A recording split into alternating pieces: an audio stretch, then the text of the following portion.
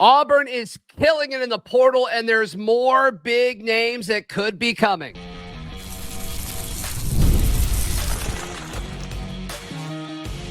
You are Locked On Auburn, your daily podcast on the Auburn Tigers. Part of the Locked On Podcast Network, your team every day. Yes, welcome on into Locked On Auburn, your daily Auburn Tigers podcast. I'm your host, Zac Blackerby, and thank you so much for making Locked On Auburn your first listen every single day. We're dapping it up with the Darrell Dapprich, Montgomery radio legend, as we do every single Friday here on the show. We got some Auburn basketball chatter as Auburn heads to Birmingham to take on Purdue this weekend, as well as an incredibly positive review on Tai Buster, a guy who I've said has been flying under the radar, Darrell. More on him, as well as Auburn signing Horatio Fields yesterday. But who could be next? I've said his name on several podcasts, both here and elsewhere, Darrell. TJ Searcy, the Florida Edge, visiting Auburn or expected to visit Auburn. If he signs with the Auburn Tigers, there's a solid chance that he will be my favorite addition this portal window. You love edges and you love cornerbacks. And you've said before, they're game changers. They're important. You got to have them. And I agree. If the other team can't pass it, you're going to win. You know, Auburn's defense to me really improved at some point during the year last year and showed marked improvement when McLeod and Crawford started playing at a different level and their edges. And then, oh, by the way, Crawford and Canley. So I agree with you. Your take is a smart one on that. Love Searcy as an edge. And we talked about having to replace McLeod. We feel like Crawford will take that next step. But I think Auburn is looking for somebody that can come in and just play right away. I don't know if they're looking for a depth piece at this position. I think they need somebody to take significant snaps. I know they got some young guys that can play edge, but you've got to get somebody in the mix to replace McLeod. There's a lot of sacks, a lot of quarterback pressures. There is a theme that I'm going to wait to discuss till after we finish this Who's Next segment when we look back, that Searcy fits in the way of who specifically Auburn is going after, not positioned, but level. And we'll just leave it at that. But this starts that trend. I'll put it that way. Okay. I gotcha. And as far as, you know, the impact that he could have, I don't think this says anything about the lack of development of, you know, Jamonta Waller, Joe Phillips. It's Auburn needs to be able to rush the passer in 2025. And we said this last year when they added Kieron Crawford. You can't have too many pass rushers at any level of football. Rushing the passer is the most fundamental thing when it comes to pass defense. Sure, you need good corners. You want guys who can cover in space. But if you can make it where they have to cover 3 seconds instead of 4 seconds, it changes the game, Darrell. It absolutely changes it. And if you add a guy like Searcy, and you have Crawford, and you have that, what's his name? Keldrick Falk, and you brought Amaris Williams back. And then just imagine if Joe Phillips or Jamonta Waller, if somebody else steps up.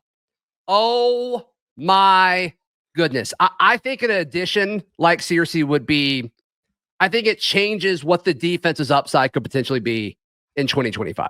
It makes the room better. It upgrades the room. It provides competition. It provides depth where you could throw 4 guys out there and there's not a drop off.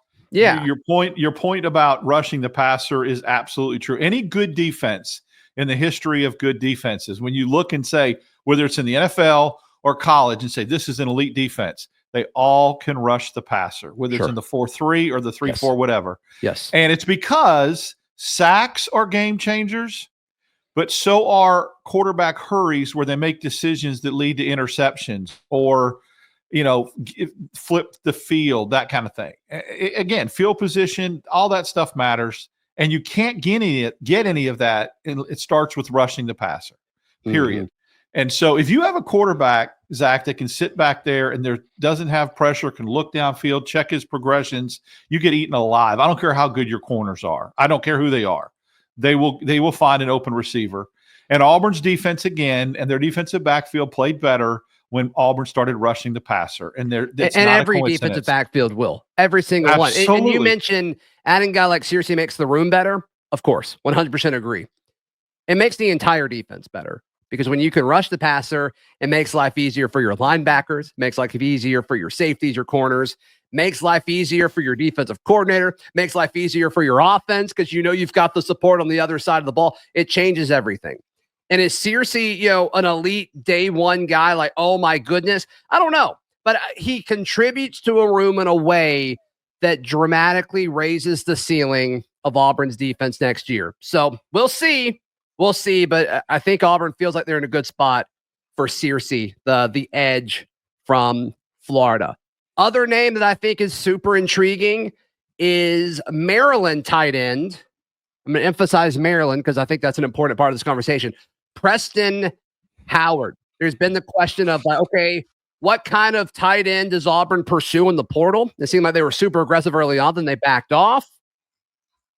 But this is a guy who had 24 catches for 189 yards this past season. The year prior to that, 13 catches for 160 yards, scored a touchdown.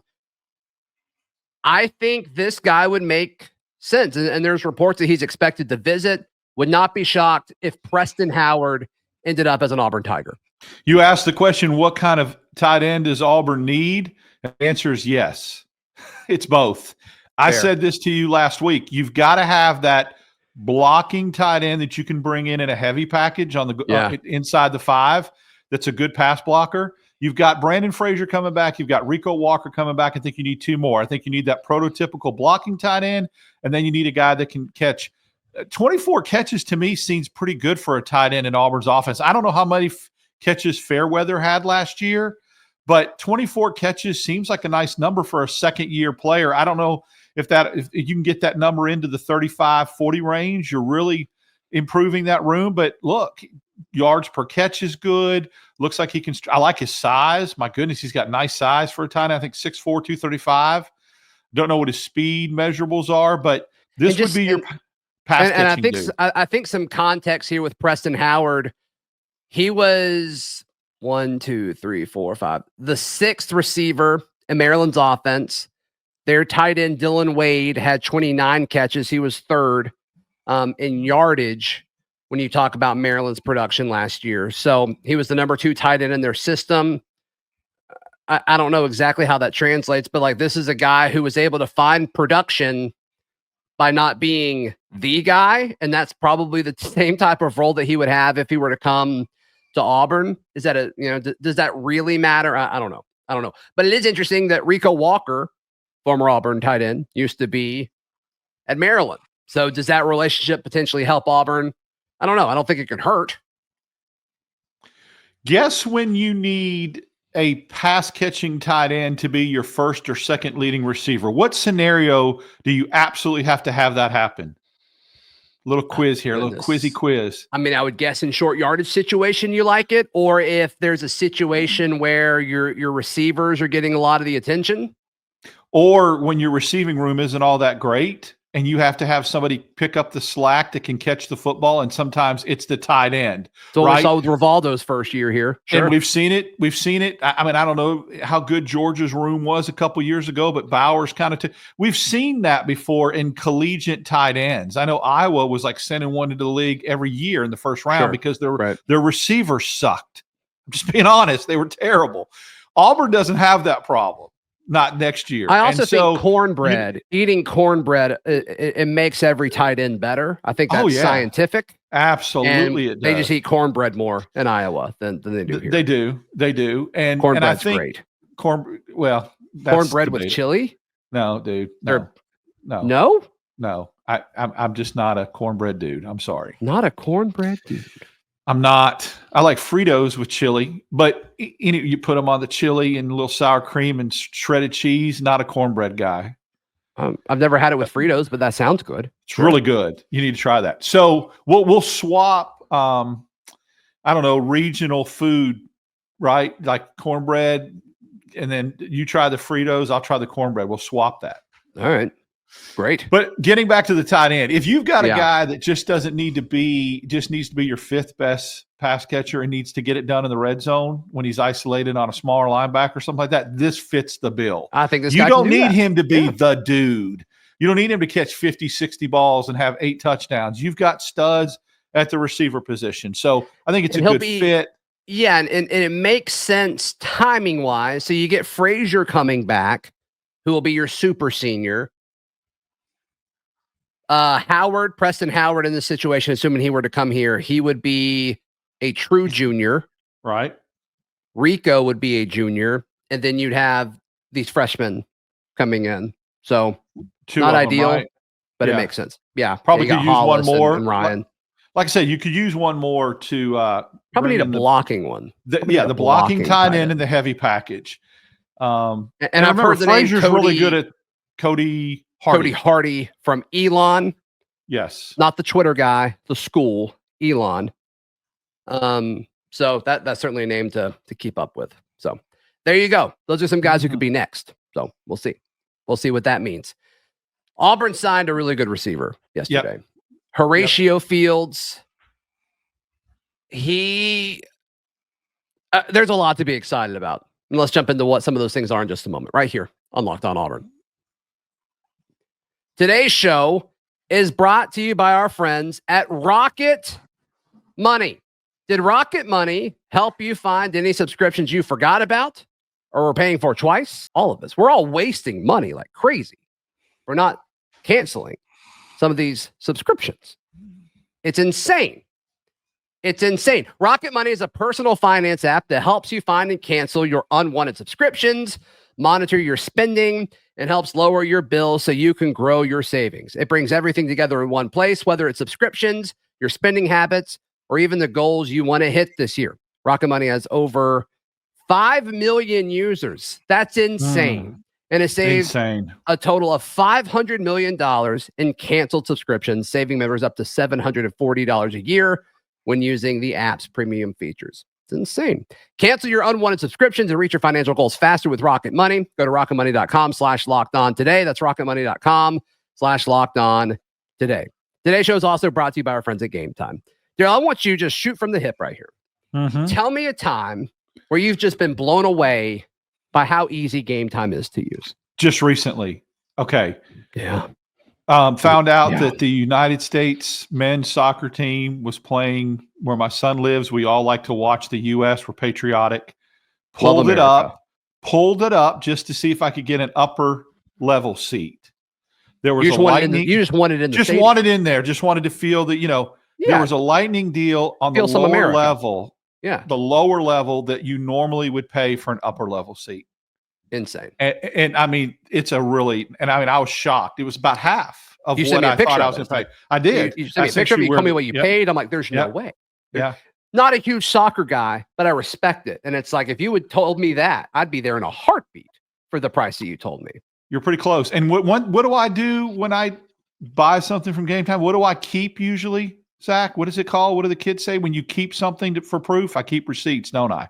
Because people always want to say, oh, they don't use that. They really don't use it. We do. Yeah, we do. And you should too. Download the Game Time app today. Use code LOCKEDONCollege for $20 off your first purchase. Once again, use code LOCKEDONCollege for $20 off. Download Game Time today. What time is it, Darrell? It's game time. Yes. Thank you so much for making Locked On Auburn your first listen every single day. Horatio Fields signs with the Auburn Tigers, the former Wake Forest wide receiver. Very large, 6'3", over 200 pounds. Moves so well for a receiver his size. Played a lot of snaps outside shore, but played over 100 snaps at slot. Versatile. A versatile receiver of that size. Sign me up. Had one of his better games against Clemson, too. Okay. I like that. When I look at stats, I want to make sure they're not heavy on the group of 5 schools, like those 4 games you play against group of 5 schools. Sure. He had some good stats against other ACC opponents. I like him a lot. You talked about his size, his ability to high point the football. Very good pickup for Auburn to add some depth, to add some veteran. KLS was a veteran influence. You expect these guys that were really good as freshmen to come back and contribute next year, but you still got to replace production from Keandre Lambert-Smith and the wide receiver room with Burton leaving and Cam Brown leaving had a couple spots. You hope the freshmen that didn't get to play like Kane and Thompson, but this is a good guy to have to come right in and play. And this is the trend that I was going to refer to now that we talked about Horatio. Yeah. If you remember the first year Hugh Freeze without Will Redmond got into the portal, he went, and I'm not knocking this level of football or these kids. I'm just saying Auburn went really heavy on the group of 5 players 2 years ago at tackle, at receiver, right? This year, think about the key positions that Auburn needed to address: quarterback, offensive line, linebacker with the Atkins kid at LSU. Yes, they got a kid from Miami of Ohio, and they got a running back that are group of 5 kids, but they're primarily 80 to 85%. The Wake Forest being a Power 4 school. Primarily the kids that they are getting this year in the portal are Power 4 kids. And it was flipped 2 years ago. Yeah. And I like that trend. And I think that's a Will Redmond factor, just to be perfectly honest with you. Yeah. I think that is certainly part of it. I also think that is just overall experience of navigating the portal. And I think some of that might have been maybe bargain hunting a little bit in the future. And it's like, it's worth it to go a little heavier and get some of these guys. Remember the first 3 receivers that Auburn got in the portal with Hughes' first year, where they were from? Cincinnati, North Texas, and Jackson State. Okay, we just got a kid from Wake Forest. We're in on a kid from Georgia Tech. The offensive tackles are USC and Virginia Tech. The quarterback is Oklahoma and Stanford. Good point. I mean, linebacker, let's get one from LSU. And even the edge, if you get Searcy from Florida. And I love Jalen McLeod, App State guy. Keyron we just talked about a tight end from Maryland. Exactly. So I'm not saying these group of 5 kids can't play. They can. They helped Auburn in the last 2 years. Some of them did. They really did. And I think Darrell Robinson, as you know, I love me some Darrell Robinson, is going to be a big contributor. But Auburn's going heavy on the Power 4 guys, and I really like that trend a lot. Yeah, and there's a balance, right, of trusting your ability to evaluate and scout, like Darrell Robinson. Clearly they think he is worthy of being an SEC back. And we talked to Mark Zanetto, host of Locked On UConn, and they felt like he's good enough to be in the SEC. They felt that watching him. Because we have had success with finding guys that weren't P4, like Jalen McLeod, like Keyron Crawford. Gunnar Brenton. Sure. But remember, the first 3 offensive linemen that Auburn got in the portal that year was Gunnar Brenton, Dylan Wade, and Jared Muskrat. Jaden Muskrat. Yeah, that's true. I said Jared. That's the second time I've done that. He went to Jared, baby. Yeah. It's Jaden Darrell. But again, group of 5. And so I think Percy Lewis was the first one that Auburn got that was a Power 4 guy. I do wonder if, like, long-term, there'll be certain positions that you can trust more, like, to move up from the P4 level or the group of 5 level to the P4 level. I do wonder if if linemen will have a higher hit rate than a receiver would or something. I do wonder. Fairweather worked out coming from a group of 5. So that's an example of Rivaldo Fairweather did. His tape, though, like when we got him, was just so insane. It's like there's there's no way this doesn't work if you use them the right way. I think it's a great point, and that's a very underrated point. There might be certain positions where you're okay, and especially if you're just building depth.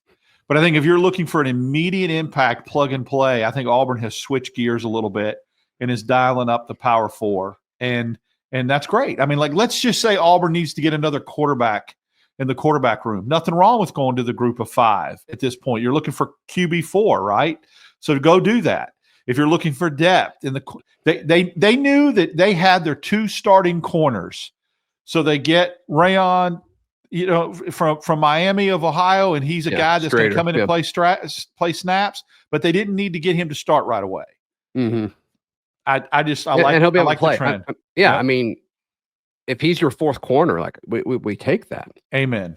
We take that. Assuming Champ Anthony returns and it's good to go, and maybe have a freshman step up for sure. So, lot to like on how they've attacked. all of this. Man, one of my favorite players in this recruiting class, a guy that I've said both here and elsewhere is flying under the radar. I felt a little vindicated yesterday. I'm not going to lie to you. I'm not going to lie to you. That's next, right here on Locked On Auburn. Today's show is brought to you by the College Football Playoff.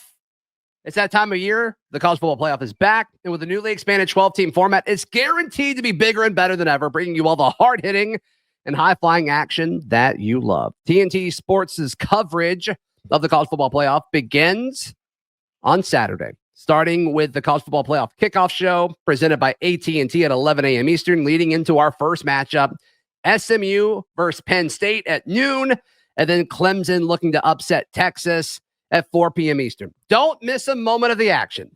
Watch the College Football Playoff presented by Allstate live on TNT, True TV, and Max. Before we get into basketball chatter, thank you so much for making Locked On Auburn your first listen every single day. Before we get into the basketball chatter, we got to give some love to our guy, Tai Buster. I said it on signing day when we were going over this class that he was the most underrated player in this class. And some people said, okay, whatever. Let's go over this together. So On3 puts out the top practice performers for the Shrine Bowl of the Carolinas. The number 2 player is Tai Buster, who, of course, is the interior guard, the interior offensive lineman, committed to the Auburn Tigers. Not only does Tai Buster have the best name in this class, I think he is the sleeper of this class. I think he's flying under the radar.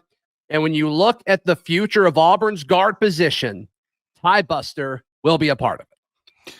Well, you feel about him kind of like I felt about DeAndre Carter last year. I was really, really high on him, and it looks like this year he's ready to contribute. Yeah. I know you mentioned the word future, and I know how difficult it is for offensive linemen to get on the field as a freshman. I think he's got a chance. I'm not saying starting. I'm not saying that at all, but I'm talking about getting in the rotation. Just getting in the rotation at guard. You know, you got Braden Joyner, you got DeAndre Carter, who right now could be your backup guards. But I think that this kid, high level, very, very good, very talented, 6'4", 290. They talked about versatile. How difficult is it to be an interior offensive lineman and get recognized at practice? There it is, Darrell. There it is. I mean, that's part of this whole thing with Tai Buster. He commits, flies under the radar because he committed, and that was it. And Auburn got in on him early, like he was a 3-star. And everybody's like, okay, whatever. I'm like, they must really like this guy if they're just going to go ahead and say, let's get in the boat and let's lock this down. And then you start looking at his tape. It's like, this dude just moves guys, just moves other men from point A to point B, and they don't want to be there. I mean, he is just doing everything that you want as a road grader on the middle of the offensive line. And to me, I love that in any player, but especially offensive lineman. It's just no nonsense. He commits, and you kind of forget about him because there was no drama. Because he's like, no, I committed to Auburn, and I'm going to go play football. And he's going to play football at the highest level that he possibly can. We've seen that in the small sample size of him playing high school. Then, obviously with these practices, where all the reports are that he's having a great week up there. It got me fired up. It got me fired up because, I've talked about Broderick Scholl. We're super excited about him. We're super excited about, like Kel Ellis and some of these other guys. But like Tai Buster, for whatever reason, has not gotten the chatter of other guys in this recruiting class. And I think we should do our part to make sure that stops. He's all business. He don't have time for the nonsense or silliness that all his those playing games. His name is games. Tai Buster. Yeah, he I mean, that's if there's what else ever. Do you want? I mean, that's such a great offensive lineman. Yeah, I'm looking forward to watching him play. And I agree with you. I think he's going to be one of the crown jewels of this class when it's all said and done. We look back a couple years from now. Yeah, I think so too. It was on the Barn podcast where Kyle asked us, best NFL career, and I think I said Tai Buster there, just because. Did you really? I think he's going to get a few years. I think he's going to get a few years in the SEC as a starter, and then he's just going to have one of those careers where he gets on a team and He just does his job, and it's like you can't have too many offensive linemen like that. So I'm a believer in Tai Buster, and this got me fired up yesterday. If you can't tell. Auburn basketball takes on Purdue in Birmingham this weekend, which I felt super confident about. It doesn't seem like Janai Broom is likely to play based off of what Bruce Pearl said. It seems like the reports coming out of Janai Broom's injury situation are not near as bad as what we originally all thought. I don't know if that was just because we're Auburn people and we just assumed the worst. I don't know if it's because Janai Broom clearly got hurt, sprinted into the locker room and came out and he was crying. Like, I don't know. It felt really bad, but thankfully, it seems like everything's going to be okay. By the time I hit the up arrow on the press elevator, I was privy to a little bit of a conversation around the corner. I'm not going to say who it was between that made me feel a lot better about it. I heard words like, if it was a conference game or if it was a tournament game, he could go. So I feel 100%. It does feel like more than words. That feels like a full-fledged sentence. Yeah. Oh, it was a wow. Yeah, I stood there silently. It was a conversation that took place. You blend in so well. Two principals. I'm just going to say that. Two very important figures of Darrell's middle name is actually camouflage. I don't know if people knew that. There is no way that Darrell camouflages anything. I stand out like a sore thumb. But I would say this. I wouldn't play him. For two reasons. I wouldn't play him until Auburn is good enough to beat Purdue without him. There, I said it. They are good enough to beat Purdue without him. Purdue does not play a big lineup. Chaney Johnson is playing like a monster. The guard play at Auburn, the way Denver Jones is playing, and Pettiford and Chad Bickham-Razara.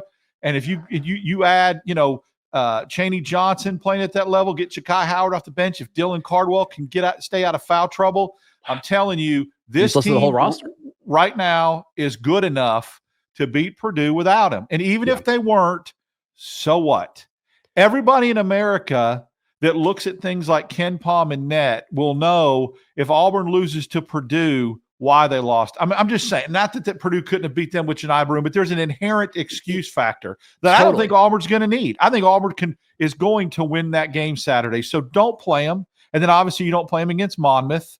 Oh, I think you're in a win-win situation if you don't play them against Purdue. You don't play him, look, they looked disjointed.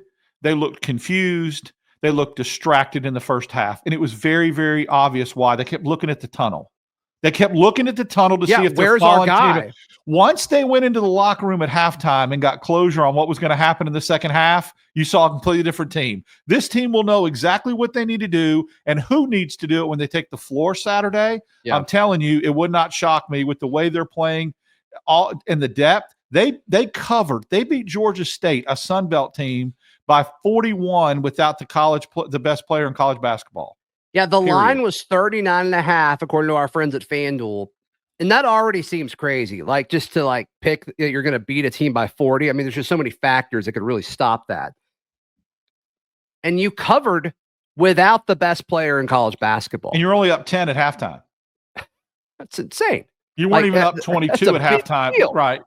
I don't care who it's against. Now, I do think there were some concerns from that game, but I think a lot of it comes from what you said. Like, they were clearly distracted in the first half. They were very distracted. They were disjointed. They were mentally, it wasn't even a physical thing. It was a mental thing of 100%. The unknown. And when he came back and sat at the end of the bench with the blue hoodie on and gave the thumbs up, that seemed to help. But I think going into the locker room at halftime and being able to interact with him, and then the unknown being over, man, they came out focused, 11-0 run, and it was Katie bar the door. It was over. And so, again, right now, Denver Jones, Bruce Pearl said something in the press conference today. He said, every time he shoots it, don't you feel like it's just going in?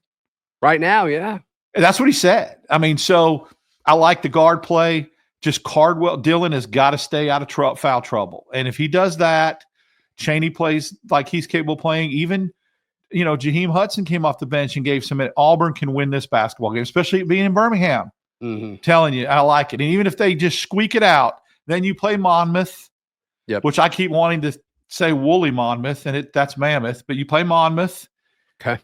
Yeah, it just keeps popping in my head. I'm sorry. No, you're good. But yeah, I think they're in a win-win situation because if they beat Purdue without him, I mean, the storyline is like, oh my gosh, look at what Auburn. Then you go into SEC play and you have him healthy. It'd be awesome. It'd be awesome. I'm there with you. All right, Darrell Camouflage Dapprich. How can people check out everything you've got going on? Well, first of all, let me just say this tomorrow is going to be one of the most epic sports days in the history of sports. I cannot wait to watch sports all day. Think about it. College football playoff, Auburn basketball. Great. So that's where you'll find me tomorrow. Now, you can find me on X, DAP6410, and then we'll go live after the Auburn-Purdue game tomorrow. So let's go. Yes, we will. There's a slight chance I'm not back in time, but we should be fine. Please like the video. Please subscribe. We'll see you next time. This has been Locked On Auburn.